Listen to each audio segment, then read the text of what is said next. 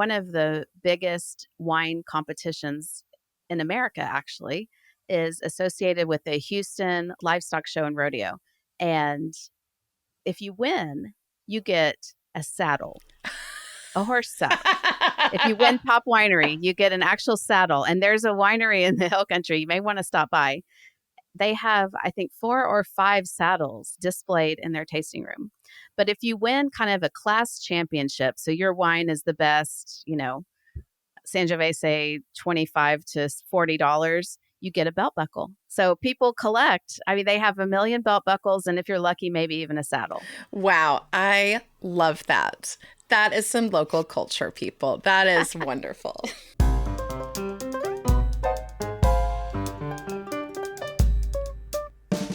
Welcome to Modo di Bere, the podcast about local drinks and local sayings. I'm your host, Rose Thomas Bannister.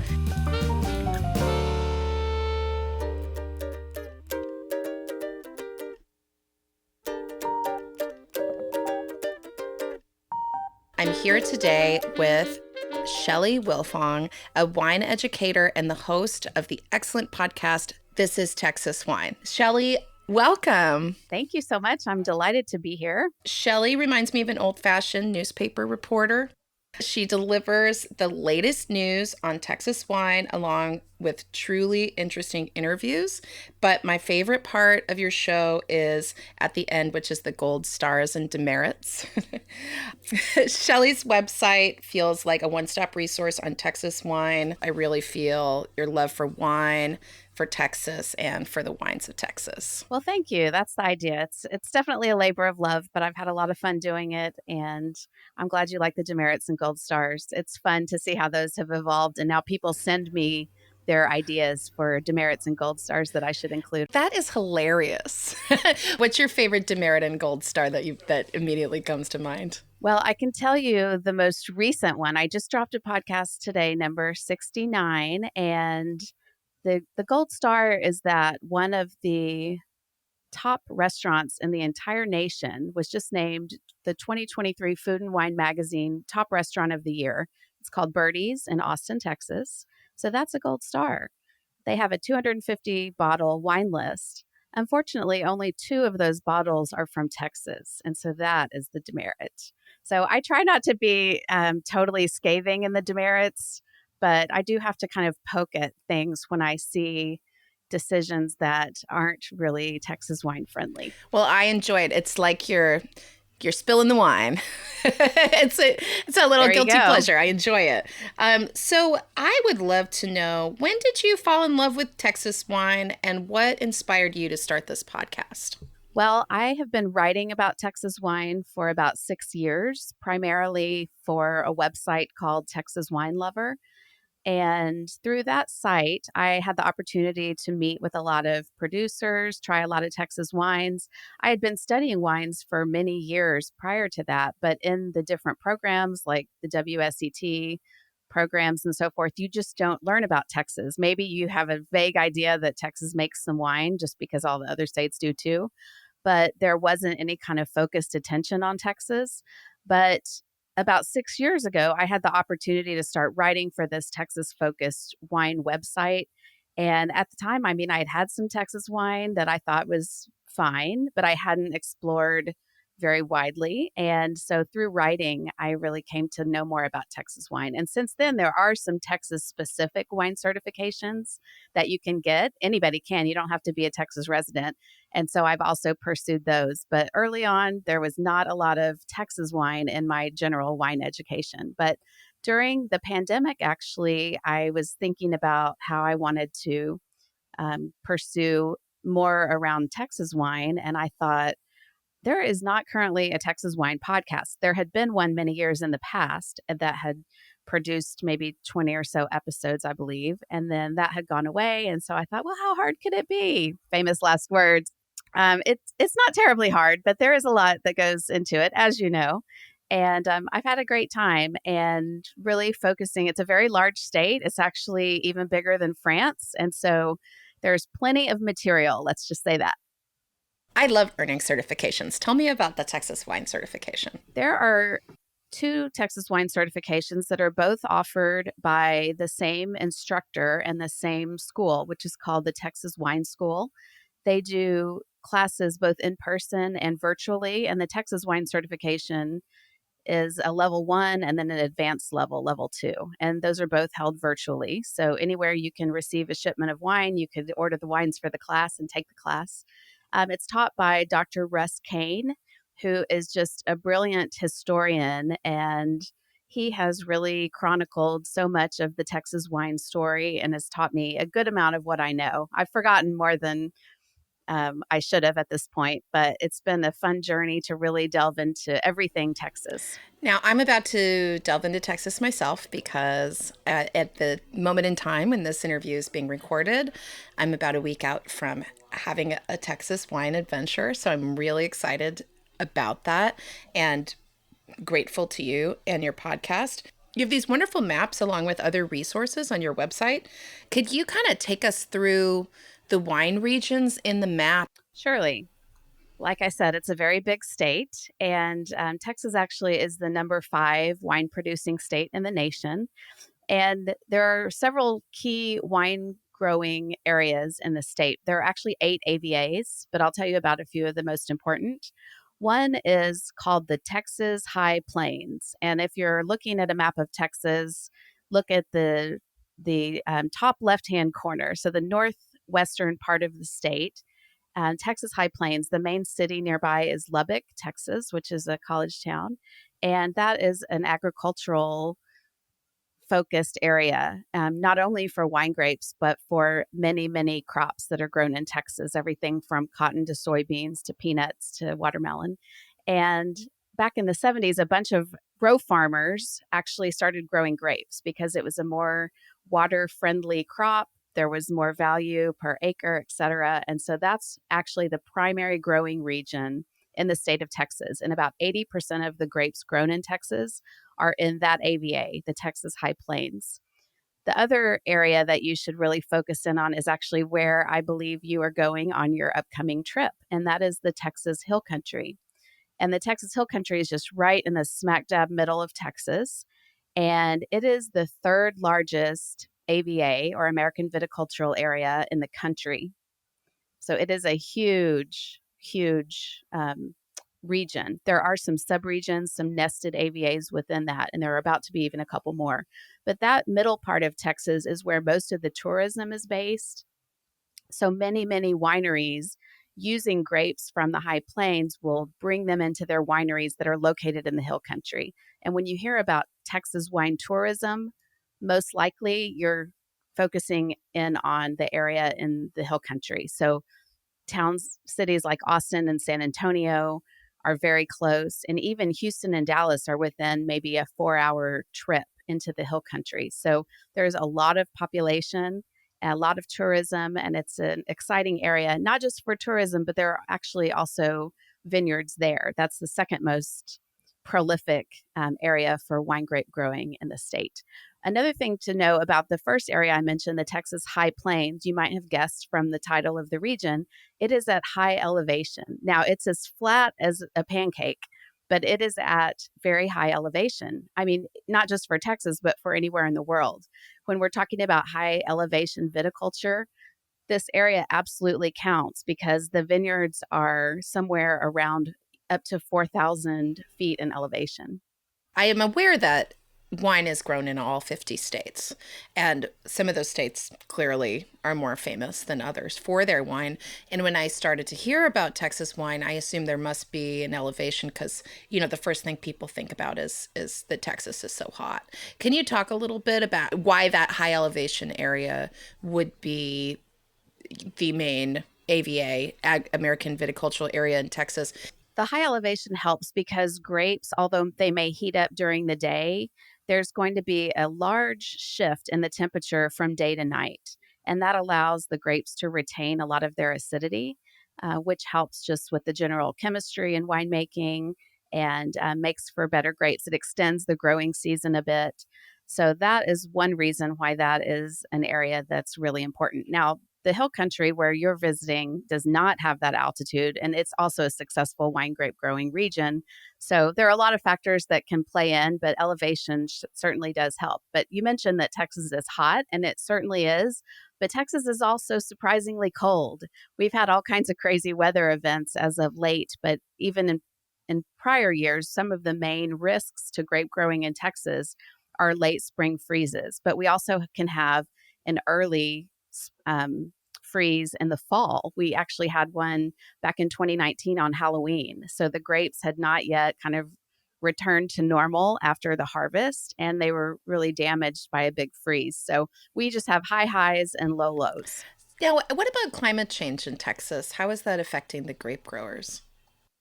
It's definitely affecting the grape growers, and they'll be the first to tell you. I think the farmers are always the first to know when something is different than it's always been. One thing that grape growers are doing is planting the right varieties for their particular vineyard. When the Texas wine industry got started in the 70s, they were planting a lot of grapes that did really well in California and international varieties that people were looking for. They wanted their Chardonnay, their Merlot, their Cabernet Sauvignon, et cetera. And sometimes those grapes do well in Texas, and other times different grapes would be a better choice. And we can see that in wine regions around the world, like in Bordeaux, where they're now allowing grapes that have never been allowed in Bordeaux.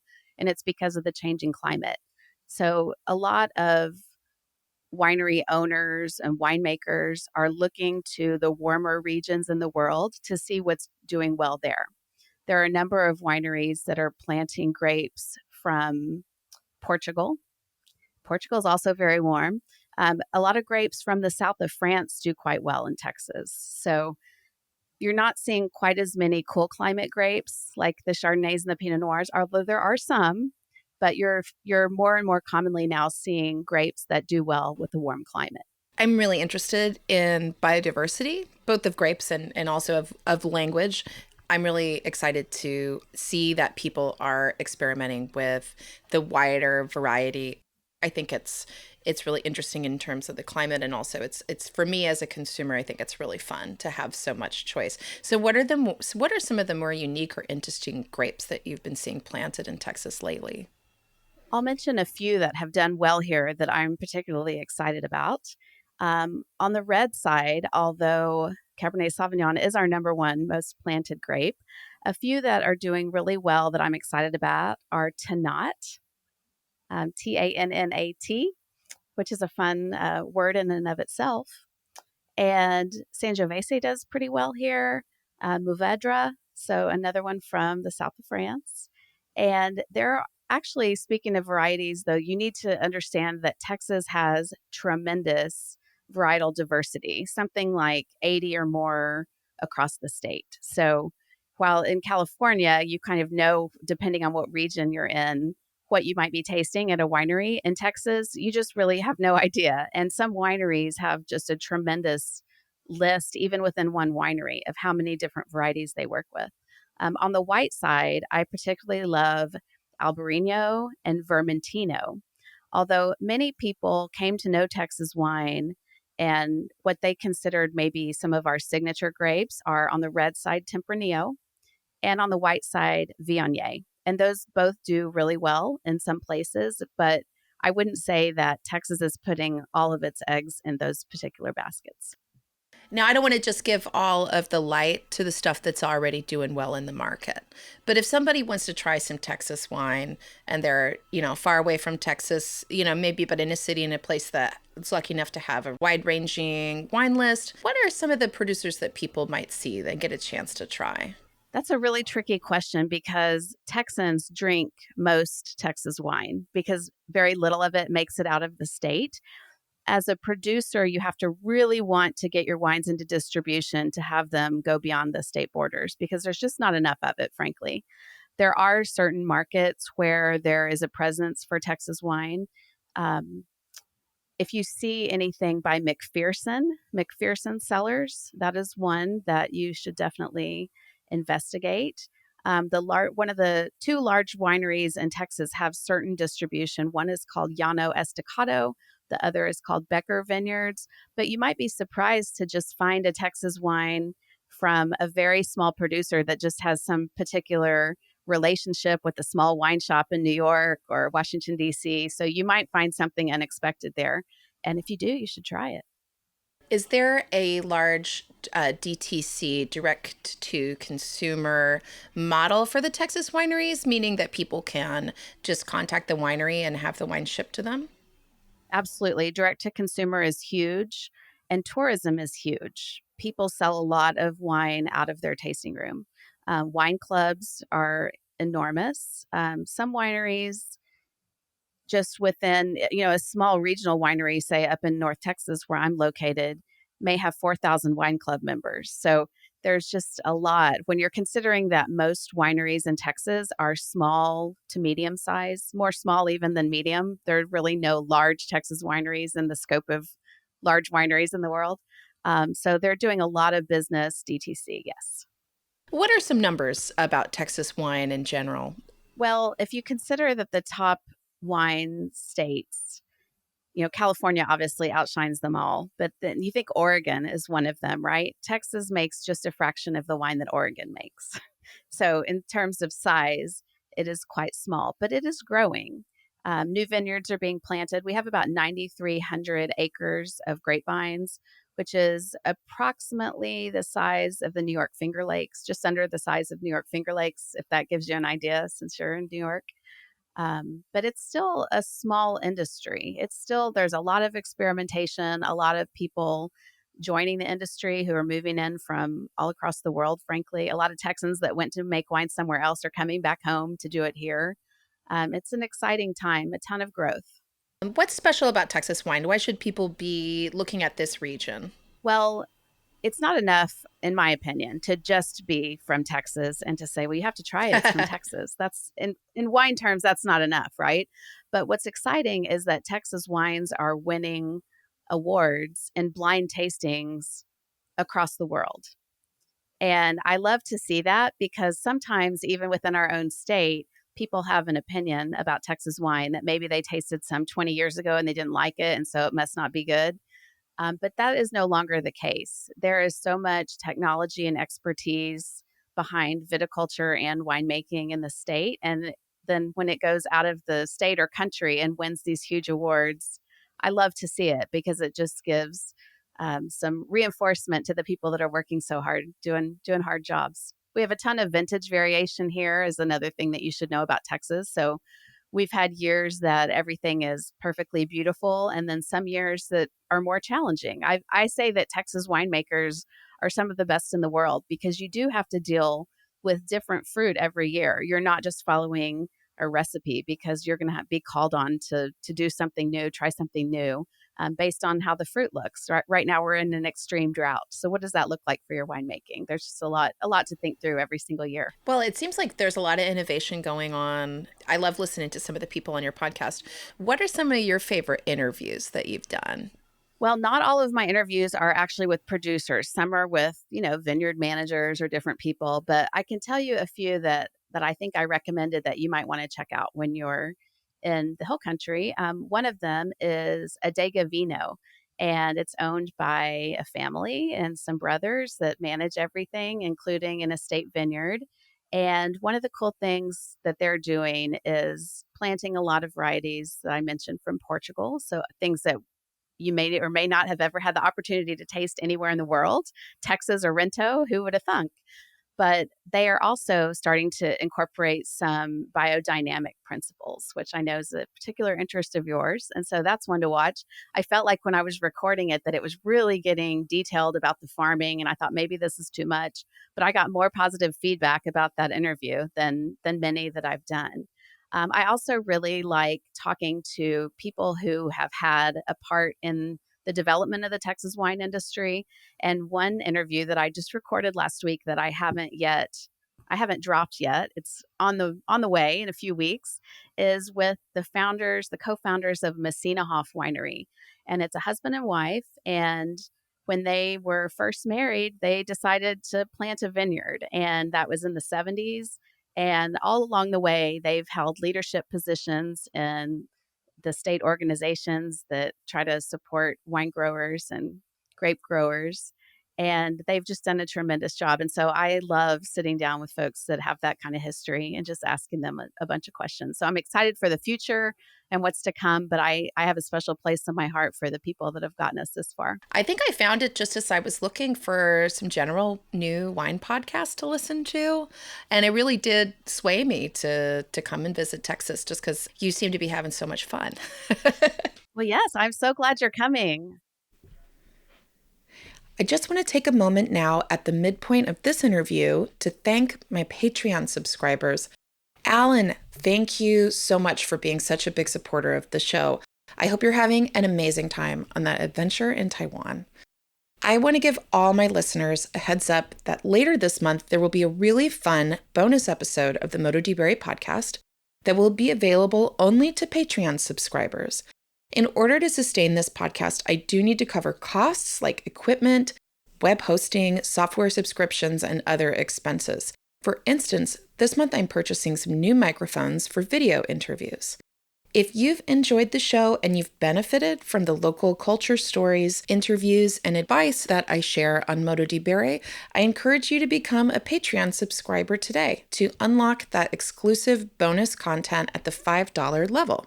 It's easy to sign up at patreon.com/mododibere. You can even take a moment to head over there now. Shelly and I will be here when you get back, ready to share some practical advice for Texas wine travel. If somebody like me is planning a trip to come and taste Texas wine, visit your tasting rooms, visit your vineyards, I wonder what advice you would have for us. For one thing, I think you're going to be impressed by the level of hospitality. That is one thing that Texas does so well, is to welcome you into these wineries. You may well be sitting across the table from the owner, from the winemaker. A lot of them are quite small. So you do need to have a plan. You may need to have some reservations. That's kind of new after the COVID era. A lot of places did require reservations, and that has continued, which I think actually gives you a better experience.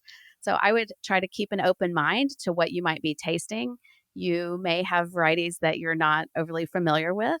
You may have some blends that you would have never thought to put together. But, this is the new world, baby. We can do whatever we want. And that's kind of the attitude of a lot of folks.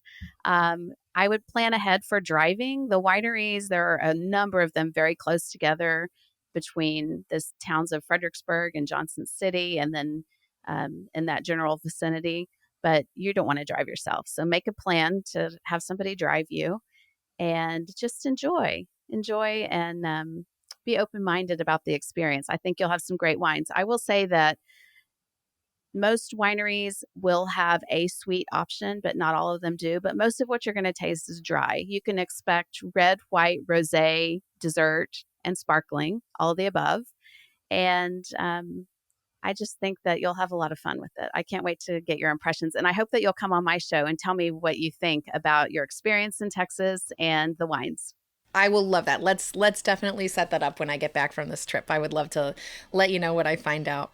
Well, as you know, Shelly, from listening to my show, I have become an unexpected fan of adventurous driving. So being that I am going to rent a car and drive around, do you have any Texas driving advice? There are a lot of trucks on the road. Big car is possibly a good thing, so you won't be too outmatched. And there's a lot of construction because, like I said, the growth in the area is insane. So there's a lot going on down in the hill country.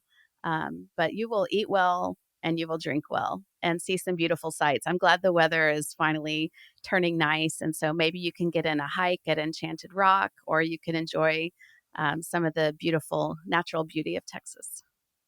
I am really, really excited about seeing the hill country. Going up into the high plains, are the wineries as kind of clustered and close together, or are they more far-flung?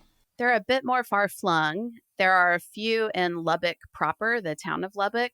And then a lot of the farmers that produce, the larger vineyards in Texas will have a tasting room at the vineyard.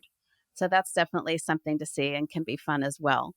So you may be tasting in somebody's barn, for instance, which is really back to the dirt. Love it. Oh, that sounds like a blast. I definitely need to. I like a barn. I've actually done a podcast interview in a barn or two in my time. New goals.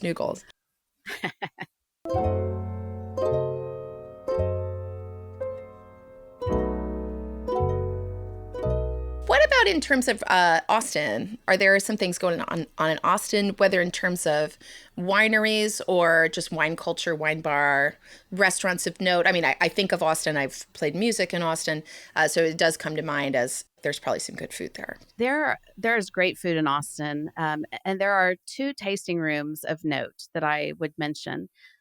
Of course, the wineries with vineyards are a bit further outside of the town of Austin, but within the town of Austin, I want you to look for Wine for the People is the name of the brand.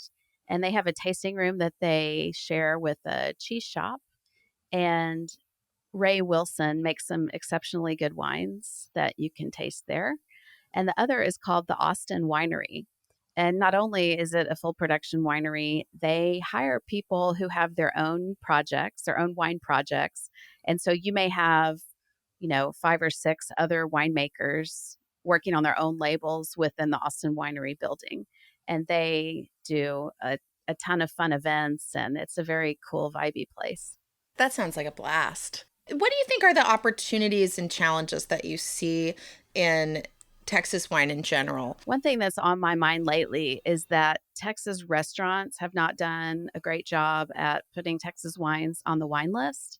There are exceptions, of course. And one of the exceptions is worth noting since you're going to Fredericksburg.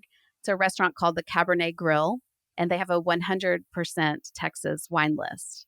And they have a huge wine list and excellent food. So check that out.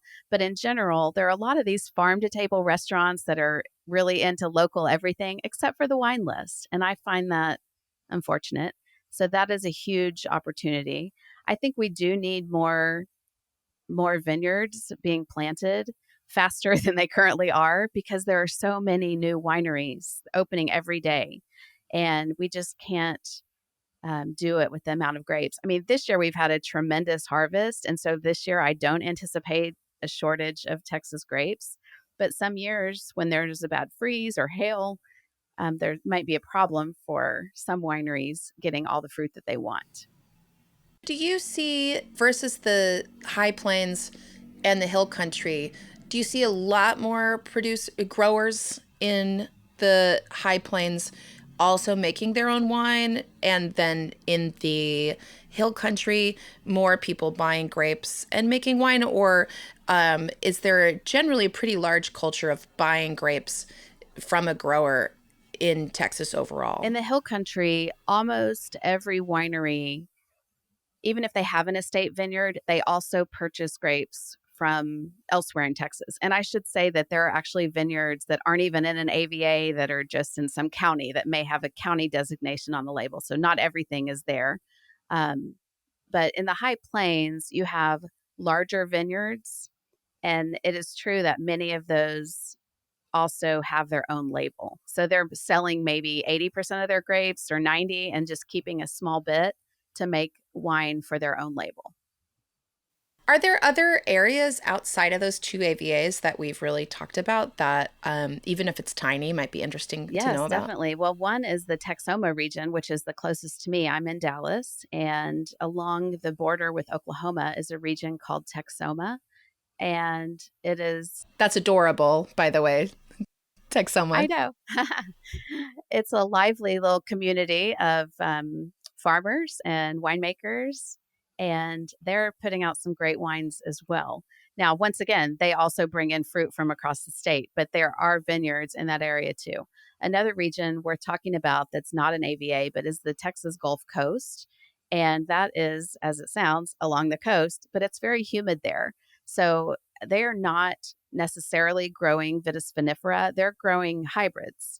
And there are two hybrids that are particularly well known in Texas that you may come across. One is called Lenoir, or another name for it is Black Spanish, and that's a red grape. And then the other is called Blanc de Bois, and it's a white grape.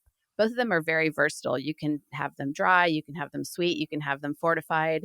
So you'll see those both pop up in a number of different ways across Texas.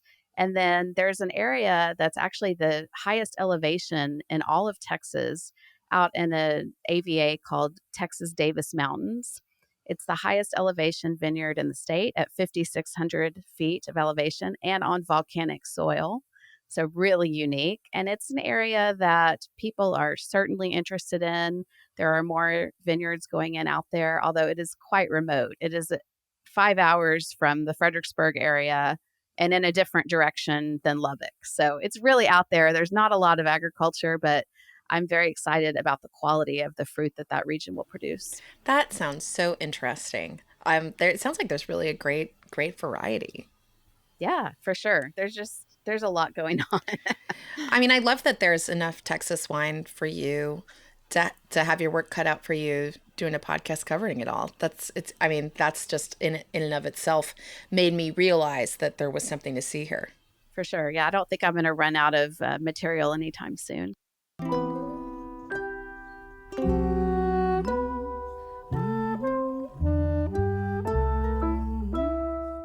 One thing I heard you talk about a little bit on your podcast is the TechSom conference.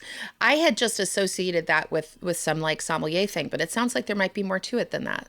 Yes. So TechSom is a couple different things. One part of it is a wine competition that happens in the spring, and so wineries from all around the world submit wines to be judged as part of the competition. And within that, there's a sommelier retreat. So people from around the U.S. generally come and learn about wine. If they're studying for a test, they may get coaching around blind tasting and things like that.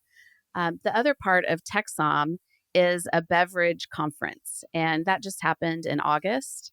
Once again, people from around the world come in, and it's a 2.5, 3 day conference on all kinds of topics. I mean, just this year, I went to a talk about all hybrids, and we did, a tasting of 12 different hybrids with instructors who are top in their field. So many of them are masters of wine, master sommeliers, or people who've written books on these topics.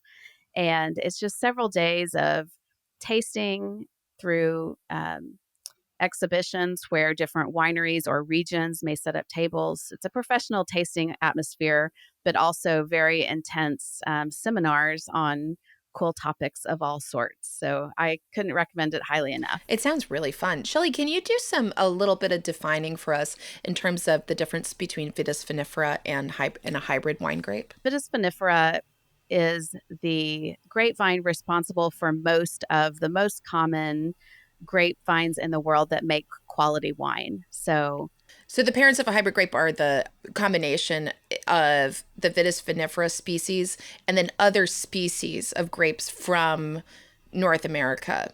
exactly. And they can handle often temperatures that Vitis vinifera can't handle. They are perhaps more tolerant of diseases or irrigation issues. They're just a little more hardy. Some people don't consider them quite as high quality as others, but I think they can be made in ways that are high quality and quite tasty. I'm really interested to see that that's a conference topic because, the American grape varieties and the hybrids of the American and European varieties in the past had been considered really inferior to the European grape species, Vitis vinifera. But now that there's so much going on with climate change, there's a lot of attention going to them. And some of the farmers that I've talked to who have to grow hybrids because they're in a really cold area, like, really far in the Northeast or something, have told me that it's not that they're bad grapes. They just need different attention and to have a focus on them and to really get to know them. And there are actually still, even today, new hybrids coming onto the market. And Texas has some of the most recent ones that have been developed at UC Davis by Dr. Andy Walker, and they're called Walker varieties. And so they are coming into Texas slowly but surely, more in, test vineyards, just to we're going to play around with these. And they've all been kind of bred to do something different. It seems like there's a lot of experimentation going on in Texas.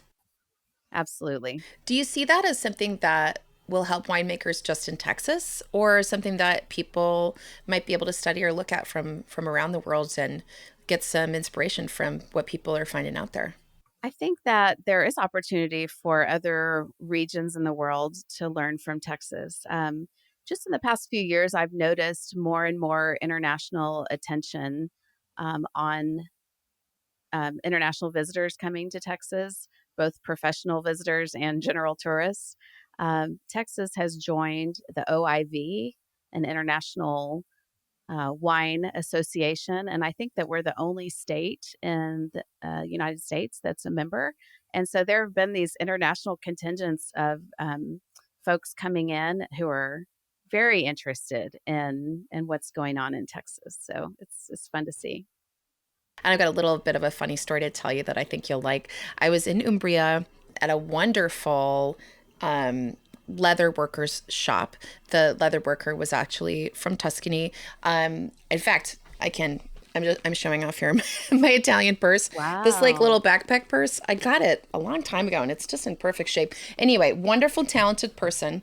And he made these belt buckles, these very Americana inspired belt buckles that like said Texas on them and had stars and stuff. But they were so small. They were just, the size of the width of your belt. They weren't any bigger than that. So tell us why that's That's funny. cute. Well, everything's bigger in Texas, and so obviously in Texas, belt buckles are generally quite large and flashy. You may find this humorous. One of the biggest wine competitions in America, actually, is associated with the Houston Livestock Show and Rodeo. And if you win, you get a saddle, a horse saddle. If you win top winery, you get an actual saddle. And there's a winery in the Hill Country. You may want to stop by. They have, I think, 4 or 5 saddles displayed in their tasting room. But if you win kind of a class championship, so your wine is the best, Sangiovese, $25 to $40, you get a belt buckle. So people collect. I mean, they have a million belt buckles, and if you're lucky, maybe even a saddle. Wow, I love that. That is some local culture, people. That is wonderful. If I had a belt buckle, I'm not sure what I would do with it, to be frank. But I am a city girl. It's true. Do you ride horses, Shelly? No, I've been on a horse a few times in my life, but no, I live in the middle of Dallas, so I'm definitely not a regular horse rider. Although they're beautiful creatures. There is a great variety of Texan experiences, clearly. Not Yes, everyone's running yes, around with, what do they call it, a 10-gallon hat? yes, I believe they do. Listen, if anybody wants to, if a belt buckle comes my way, I think I'll figure out how to rock it. Um, I grew up in a small town in western Nebraska myself, and I think I'm going to be riding some horses on this trip, it looks like. And I haven't been on a horse in longer than I want to say. So we'll see how that goes. Oh, I hope there's some great video footage from this. As I think Texans would say, we're fixing to capture that. Yeah. Indeed. So Some Texans say that. some Texans say that. Now, a variety of Texas accents. Do you want to speak to that at all? I mean, sometimes I don't know if you get this when you're outside of Texas. But I think people expect a really strong accent, but that's not the case from everybody. I mean, obviously, people have all kinds of accents no matter where they're from. But can you tell where somebody's from in Texas when they show up on your door? No, not at all. I think that most common delineation is an urban versus rural accent. My husband is from a very small town and he is a little twangy, I must admit. But he really turns it on when he's been visiting with his parents. So if he's in his normal Dallas setting, I don't hear it as much. But when he goes back home to Henrietta, Texas, population 2,600, he does sound a little bit Western, I have to admit. But yeah, that's probably the biggest thing is urban versus rural. But so many people are moving to Texas from all over. So even within Dallas, I mean, 80% of the people I probably see on a given day are not from Texas. Right. I love the twang. I think it's gorgeous. I'm excited to go and immerse myself in all the different types of language from wherever they're derived out there in Texas, and I'm really looking forward to it. I'm curious, what are some Texas wines that just specific bottles that have come across your palate lately that really excited you? Oh, well, I have a soft spot for bubbles of all sorts. And a couple that I turn to year after year are, I guess I would say, there's a wide variety, right? So one of them is from Old Vine Chenin Blanc from Mm. Texas, up in the High Plains, which is just beautiful. And that one in particular is from a brand called La Valentia. And I mentioned Wine for the People in Austin, and that's a project of Ray Wilson. And so I love the sparkling Chenin Blanc. On the other hand, a bright, fun, bubbly pink sparkling wine that I love is from Tannat. And it's called the Bending Branch Frizzante Tannat. So good frizzante, like the Italians, right? But that's another one that I would try to look for. Bending Branch is a little winery in Comfort, Texas, which is not too far from Fredericksburg, and they have they're specialists in Tannat. Comfort, Texas. That sounds like a setting for a novel. And that Isn't wine that right? sounds very comforting. And Tannat is lovely. I wanted to ask you, have you always been a writer? Tell me about the convergence of your writing life and your wine life. You ended up writing for a wine magazine, but were you a writer who became a wine fan? What's the timeline there? Well, I'm a person who went to business school and did a little bit of writing, but more consulting, and a little bit of strategy development and kind of problem solving for corporations, particularly in the healthcare industry and in the nonprofit space. So I've done a lot of different things. I've always enjoyed writing, but I can't say that it was a focus of my career, and I also didn't write for pleasure. So I just wasn't doing it. But it felt really good to stretch myself in that way. And when I started learning about wine, I thought I want to do this in a different kind of way. I don't want to necessarily take the common road and go to work for a distributor or go to work for a winery.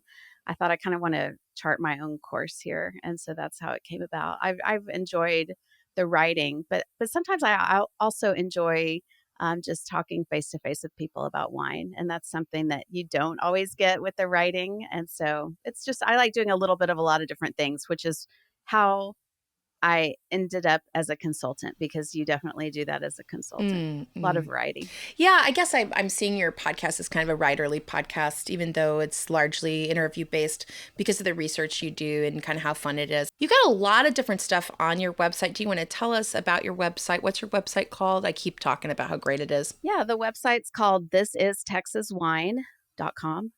And you can see a page for every episode that I've put out. And then also some resources. So who are the key players in the state that are focused on Texas wine growing, Texas viticulture, et cetera. There's kind of a lot there. There's some maps, as you mentioned, and some other podcasts that I think are fun, references. So, and if you can't find it, if you have a question, you can email me. There's contact information on the podcast as well. Fantastic. Well, Shelly, it's been a real pleasure talking with you today. Well, this has been fun. Thanks so much for having me. I'm delighted to have you experience Texas wine and hospitality in the very near future. Thank you so much, Shelly. Thanks for all your work that you do. Absolutely. Well, you too. I'm excited to continue my exploration of everything you've got up. I feel like if I had one last question for you, it would just be if you met somebody who just said Texas wine and they hadn't heard about it at all, and you sort of had one little takeaway, one thing to say, what would you tell them? I'd say let's sit down and do a tasting. That's the best way to learn about a place, is let's open some bottles and talk about it. Great advice. I totally agree. Thank you for listening to Modo di Bere. Wherever you go and whatever you like to drink, always remember to enjoy your life and to never stop learning. I love it. And I'll just end by the way I end my podcast and say, cheers, y'all. Follow Modo di Bere on YouTube, Instagram, and TikTok for even more unique and encouraging drinks and language content. If you would love for the show to continue and grow, support Modo di Bere on Patreon and unlock bonus episodes. Find out more at mododibere.com, where you can also sign up for my newsletter. Music for the podcast was composed by Ercilia Prosperi and performed by the band Oh. You can purchase their recordings at oumusic.bandcamp.com. Yeah.